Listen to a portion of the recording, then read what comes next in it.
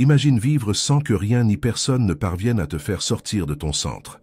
Sans explosion de colère, sans rage contenue, sans permettre aux autres d'avoir le pouvoir de gâcher ta journée avec un simple mot ou une simple action. Cela semble impossible, n'est-ce pas? Mais ça ne l'est pas. Ce que je vais partager avec toi aujourd'hui changera complètement ta façon de voir la vie.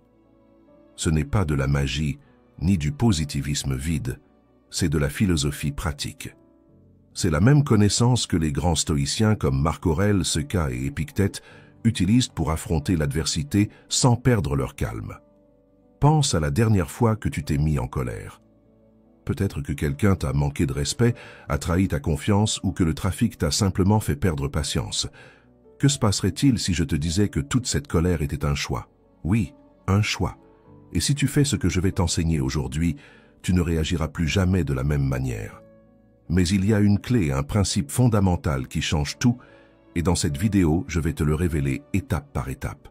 Mais avant de commencer, je veux que tu passes immédiatement à l'action et que tu écrives dans la zone de commentaires. Je ne me mettrai plus jamais en colère pour rien ni contre personne. Ce simple acte est la première étape vers une véritable transformation. Et c'est le moment où tu décides de t'engager envers toi-même. Sans plus tarder, commençons. Stratégie 1. Accepte le flux de la vie. La vie est un courant constant, avec des hauts et des bas, des moments de calme et de tempête. Les stoïciens nous enseignent que lutter contre l'inévitable ne fait que générer de la souffrance. Pourquoi? Parce que lorsque tu résistes à ce qui est déjà, tu te retrouves face à une bataille perdue d'avance. En revanche, accepter le flux de la vie revient à embrasser la réalité telle qu'elle est, et non telle que tu souhaiterais qu'elle soit. Cela ne signifie pas se résigner ni être passif, mais comprendre que même si tu ne peux pas contrôler les événements extérieurs, tu as toujours un pouvoir sur ton attitude et tes actions. Lorsque tu adoptes cet état d'esprit, tu cesses de porter le poids de frustrations inutiles. Imagine que tu fais face à un problème inattendu. Tu peux t'enliser dans « Pourquoi moi ?» ou te concentrer sur « Que puis-je faire maintenant ?»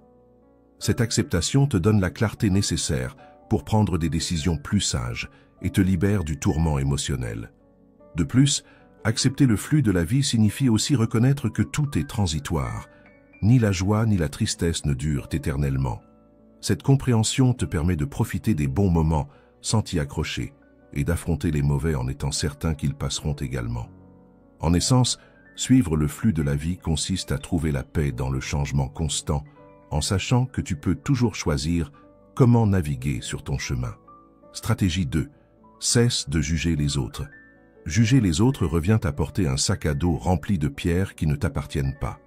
Les stoïciens nous enseignent que les jugements à l'égard des autres sont souvent le reflet de nos propres insécurités ou de nos attentes non satisfaites. Chaque fois que tu critiques ou étiquettes quelqu'un, tu t'éloignes de ce qui importe vraiment, ta propre amélioration personnelle. Imagine que quelqu'un agit d'une manière que tu ne comprends pas ou qui te dérange. Avant d'émettre un jugement, demande-toi: connais-je vraiment toute son histoire? Sais-je quel combat il mène intérieurement? Probablement pas. Adopter cette perspective te permet de répondre avec empathie plutôt que par la critique. Cesser de juger ne signifie pas ignorer les comportements inappropriés, mais comprendre que ce que les autres font ou disent a plus à voir avec eux qu'avec toi. Ce changement de focalisation non seulement apaise tes émotions, mais améliore aussi tes relations. De plus, lorsque tu cesses de juger les autres, tu te libères aussi de la peur d'être jugé. En lâchant ce fardeau, tu trouves une paix intérieure qui ne dépend pas de l'approbation extérieure. Au lieu de gaspiller ton énergie à critiquer, utilise ce temps pour réfléchir à la façon dont tu peux grandir et évoluer. Rappelle-toi, nous sommes tous imparfaits et en apprentissage constant. Quand tu choisis la compréhension plutôt que le jugement, tu te donnes la possibilité de construire un monde plus bienveillant et, en même temps, tu te libères de charges émotionnelles inutiles. Dans cet acte, tu trouves la sérénité et la clarté pour te concentrer sur ce qui compte vraiment. Avant de continuer, je te serai reconnaissant de bien vouloir aimer et partager cette vidéo afin qu'elle puisse atteindre beaucoup plus de personnes. Et si tu ne veux manquer aucune de mes futures vidéos, abonne-toi et active la cloche. Stratégie 3. Contrôle ton esprit. Ton esprit est ton meilleur allié ou ton pire ennemi, selon la manière dont tu l'utilises. Les stoïciens savaient que tout commence dans les pensées. Ce que tu penses détermine ce que tu ressens, et, en fin de compte, comment tu agis. Si tu ne prends pas le contrôle de ton esprit, il se remplira de distractions, de préoccupations et de pensées négatives qui te domineront. Contrôler ton esprit ne signifie pas supprimer les pensées, mais apprendre à les diriger. Une technique clé consiste à pratiquer l'observation consciente. Quand une pensée négative surgit, ne la nourris pas et ne t'y identifie pas. Au lieu de cela, observe-la comme un spectateur et laisse-la se dissoudre. La méditation est un outil puissant à cet effet. Consacre quelques minutes par jour à te concentrer sur ta respiration ou sur un mantra positif. Ce simple exercice renforce ta capacité à garder ton calme dans des situations difficiles. De plus, entraîner ton esprit à te concentrer sur ce qui importe vraiment t'aide à éviter les distractions et à être plus productif. Une autre clé stoïcienne consiste à remettre en question tes pensées. Tout ce qui te traverse l'esprit n'est pas forcément vrai. Si tu te surprends à penser au pire ou à t'inquiéter pour des choses hors de ton contrôle, demande-toi, cette pensée m'aide-t-elle ou me nuit-elle? La plupart du temps, tu découvriras que tu peux la remplacer par quelque chose de plus utile et positif. Lorsque tu parviens à contrôler ton esprit, tu deviens le maître de tes émotions et de tes réactions. Peu importe ce qui se passe autour de toi, tu auras toujours la capacité de rester serein et concentré. Rappelle-toi, maîtriser ton esprit est la première étape pour maîtriser ta vie. Stratégie 4. Accepte l'imperfection du monde. Le monde n'est pas parfait, et prétendre qu'il le soit ne t'apportera que de la frustration. Les stoïciens nous rappellent que les erreurs, les échecs et les défis font partie intégrante de la nature humaine et de la vie elle-même.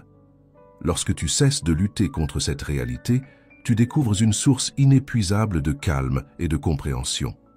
Imagine que quelqu'un commette une erreur qui t'affecte. Ta première réaction pourrait être de te mettre en colère ou de te sentir déçu. Mais que se passerait-il si tu choisis de voir cette erreur comme une occasion de pratiquer la patience et l'empathie? Cette perspective ne réduit pas seulement ton malaise, mais elle renforce aussi tes relations. Accepter l'imperfection signifie également lâcher le besoin de tout contrôler. Personne n'a le pouvoir de prévenir chaque problème ou de garantir que les choses se déroulent toujours comme on l'espère. Au lieu de dépenser de l'énergie à essayer de changer l'immuable, concentre-toi sur ce que tu peux contrôler, ton attitude et tes actions. Cette acceptation ne signifie pas du conformisme. Tu peux travailler à améliorer le monde et toi-même, mais sans t'attendre à ce que tout soit impeccable. La clé est d'apprendre à trouver la paix au milieu de l'imperfection, aussi bien chez les autres qu'en toi-même. En adoptant cet état d'esprit, tu te libères de la frustration constante et du poids d'attentes irréalistes. À la place, tu peux profiter du moment présent et affronter les défis avec sérénité et sagesse. Stratégie 5. Assume la responsabilité de tes sentiments.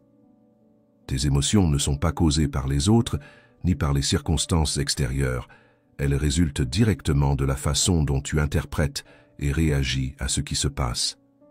Ce principe stoïcien est transformateur parce qu'il te rend le contrôle de ta vie émotionnelle. Au lieu de blâmer les autres ou les événements, il t'invite à te tourner vers l'intérieur et à assumer la responsabilité de ce que tu ressens.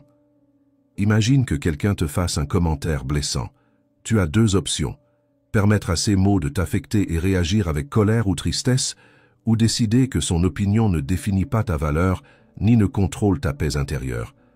La clé est de te rappeler que personne ne peut te faire ressentir quelque chose sans ton consentement. Assumer la responsabilité de tes sentiments signifie aussi cesser de chercher une validation externe. Souvent, nos émotions négatives surgissent parce que nous nous attendons à ce que les autres agissent d'une certaine manière ou répondent à nos attentes. Quand tu comprends que ces attentes t'appartiennent et ne sont pas une obligation pour les autres, tu te libères de déceptions inutiles. Cela ne signifie pas réprimer tes émotions, mais les comprendre et les gérer de manière saine. Si tu te sens frustré, au lieu de blâmer quelqu'un d'autre, demande-toi quelle pensée ou quelle croyance génère cette émotion. Cet exercice d'autoconscience te permet d'identifier et de remettre en question les récits qui t'affectent. Quand tu assumes la responsabilité de tes sentiments, tu deviens l'auteur de ta propre histoire émotionnelle. Peu importe ce qui se passe autour de toi, tu as toujours le pouvoir de choisir comment répondre. Cette pratique quotidienne t'apporte non seulement la paix intérieure, mais t'aide aussi à bâtir des relations plus saines et plus profondes. Rappelle-toi, ton bien-être émotionnel est entre tes mains. Stratégie 6. L'art de ne pas réagir. Tout ne mérite pas une réponse immédiate dans la vie. Dans un monde où l'on s'attend à ce que nous agissions ou réagissions rapidement, le véritable pouvoir réside dans la capacité à s'arrêter. Pratiquer la pause, ce bref mais puissant instant avant d'agir ou de parler, est un outil inestimable qui te permet de reprendre le contrôle de tes émotions et de tes actions. Lorsque quelque chose te provoque, qu'il s'agisse d'une critique, d'un désaccord ou d'une situation difficile, ta première réaction est souvent influencée par des impulsions. Répondre sous l'impulsion peut conduire à des malentendus, des regrets ou même à intensifier le conflit. En revanche, en faisant une pause, tu te donnes l'occasion d'analyser la situation avec clarté, de désamorcer tes émotions et de choisir une réponse plus sage. L'art de ne pas réagir ne consiste pas à ignorer ou réprimer tes émotions, mais à leur donner l'espace pour être comprises et traitées. Cette pratique encourage la patience, le self-control et la sagesse. Elle permet à tes mots et tes actions de devenir des outils constructifs plutôt que des armes qui blessent ou détruisent.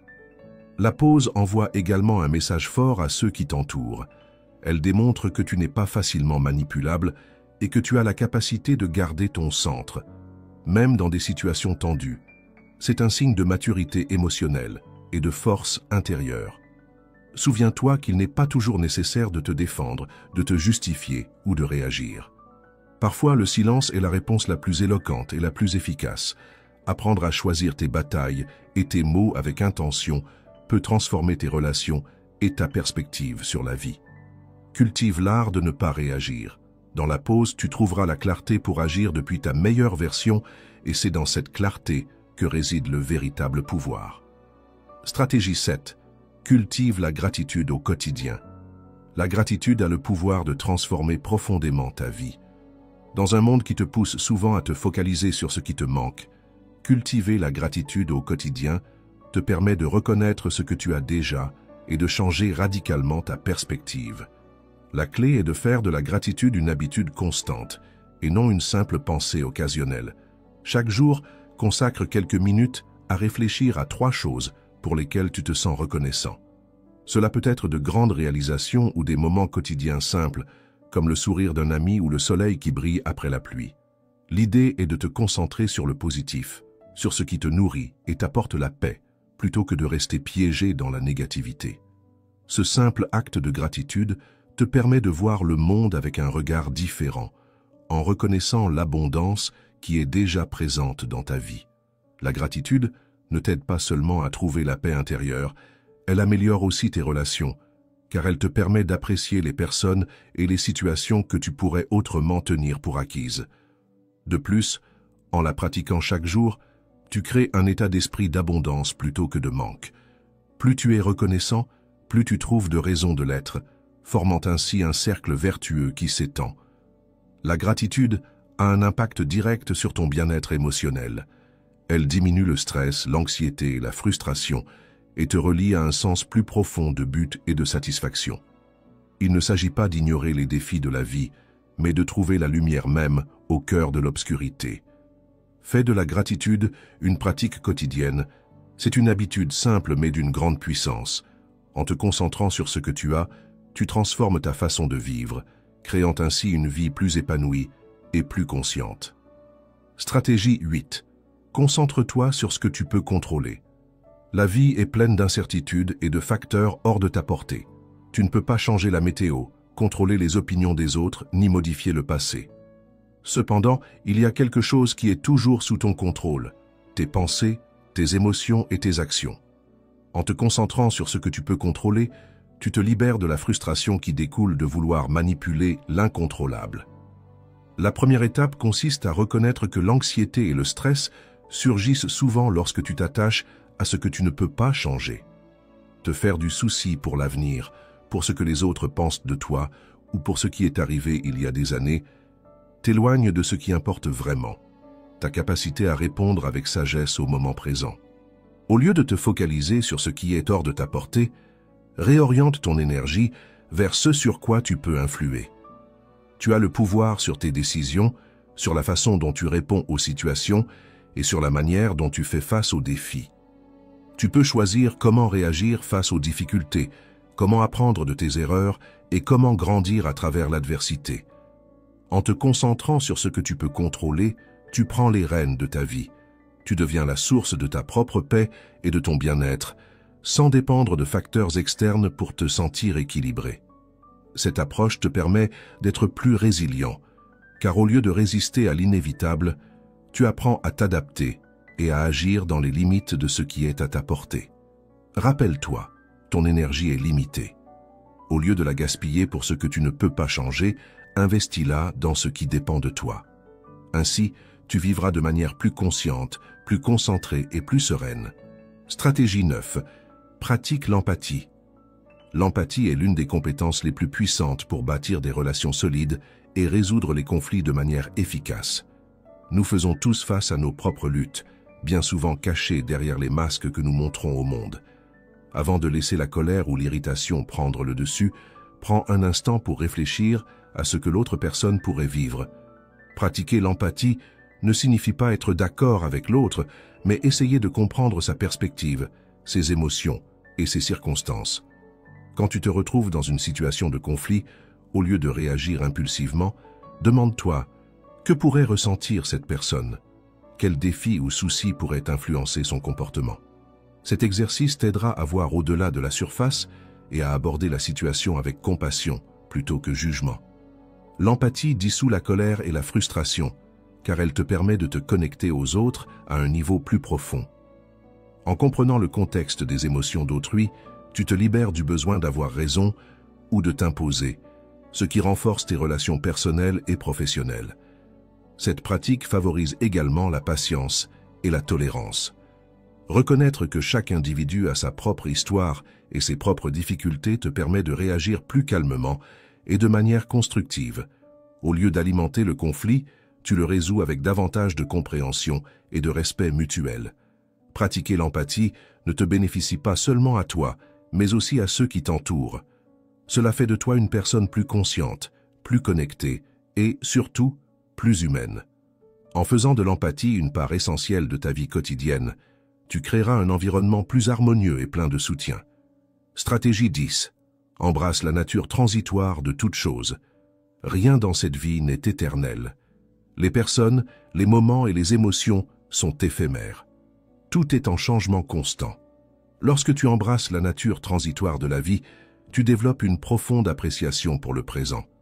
Au lieu de t'accrocher à ce qui est déjà passé ou de craindre ce qui est à venir, tu apprends à profiter de l'ici et maintenant. Reconnaître l'impermanence a aussi le pouvoir de libérer ton esprit et ton cœur de charges émotionnelles inutiles. Le ressentiment, la colère et l'irritation, bien qu'ils soient naturels, s'intensifient quand tu t'accroches à des situations passées. En comprenant que tout a une fin, tu peux te défaire plus facilement de ces sentiments. Tu cesses de porter le poids de ce que tu ne peux plus changer et te libères pour aller de l'avant avec plus de légèreté. Cette compréhension de la transitoire te permet de vivre avec un état d'esprit plus ouvert et flexible. Au lieu de t'attacher à des attentes rigides ou à des plans inflexibles, tu t'adaptes mieux aux circonstances changeantes. Tu reconnais que la douleur est également passagère, tout comme les joies et les défis, ce qui t'apporte une plus grande paix mentale. En embrassant la transitoire, tu apprends à valoriser ce que tu as au moment présent. Tu deviens plus conscient de la beauté du quotidien, de ces petits moments qui passent souvent inaperçus. Au lieu de vivre en attendant le futur ou en regrettant le passé, tu vis pleinement dans le présent, en acceptant l'impermanence avec sérénité. Souviens-toi que tout ce que tu expérimentes, bon ou mauvais, n'est qu'un chapitre dans une histoire en constante évolution. Accepte ce flux de la vie et permets-lui de t'emmener vers de nouvelles expériences en lâchant prise sur ce qui ne te sert plus. 11. L'amour et la gratitude. La colère est un feu qui te consume de l'intérieur, mais il existe deux antidotes infaillibles, l'amour et la gratitude. Il ne s'agit pas de sentiments vides, mais d'une véritable philosophie de vie. Marc Aurèle disait « Quand tu te lèves le matin, pense au privilège d'être en vie, de respirer, de penser, d'aimer. Si tu commences chaque journée avec cette perspective, la colère perd son emprise sur toi. D'abord, l'amour. Pas l'amour romantique ni l'amour dépendant, mais l'amour profond pour l'humanité. La compréhension que chaque personne agit selon son propre niveau de conscience et ses circonstances. Quand quelqu'un t'offense, au lieu de réagir avec rage, demande-toi, cette personne sait-elle vraiment ce qu'elle fait? La plupart du temps, la réponse sera non. Ne prends rien personnellement, car c'est rarement le cas. Ensuite, la gratitude. Il n'est pas possible d'être reconnaissant et en colère en même temps. Si tu pratiques la gratitude de manière consciente, ton esprit cessera de chercher des raisons de se plaindre. Quelqu'un t'a coupé la route dans la circulation? Au lieu de pester, sois reconnaissant d'avoir un véhicule et la possibilité de te déplacer. Quelqu'un a mal parlé de toi. Remercie le fait d'avoir la possibilité de montrer par tes actes qui tu es vraiment. La clé réside dans le fait de choisir comment tu interprètes chaque situation. Tu ne peux pas contrôler le monde extérieur, mais tu peux décider du sens que tu lui donnes. La gratitude transforme les problèmes en leçons et l'amour change la frustration en patience. Si tu adoptes cet état d'esprit, la colère n'aura plus de place dans ta vie. 12e. Le sophisme des bons et des mauvais. Nous vivons dans un monde où l'on nous enseigne à tout diviser en deux camps, les bons et les mauvais. Nous pensons qu'il y a des gens justes et injustes, nobles et vils, corrects et incorrects. Mais cette façon de voir la réalité est infantile et te condamne à vivre dans un état de frustration constant. Les stoïciens ont compris une vérité fondamentale. Personne n'est entièrement bon ni entièrement mauvais. Chaque personne agit selon sa perception, son histoire, ses blessures et ses limites. Lorsqu'une personne te trahit, te ment ou te traite mal, elle le fait parce que, dans son esprit, elle justifie son acte. Peut-être est-elle motivée par la peur, l'ignorance ou ses propres luttes intérieures. Mais la qualifier de mauvaise ne fait que générer du ressentiment en toi et ne résout rien. Épictète l'a clairement dit. Si quelqu'un te fait du mal, ce n'est pas la personne qui te fait du mal, mais le jugement que tu portes sur son acte. Tu ne te mets pas en colère à cause de ce qui arrive, mais à cause de l'histoire que tu te racontes à son sujet. Imagine que quelqu'un t'insulte dans la rue. Si tu te dis « cette personne est un imbécile, elle m'a manqué de respect », tu seras rempli de colère.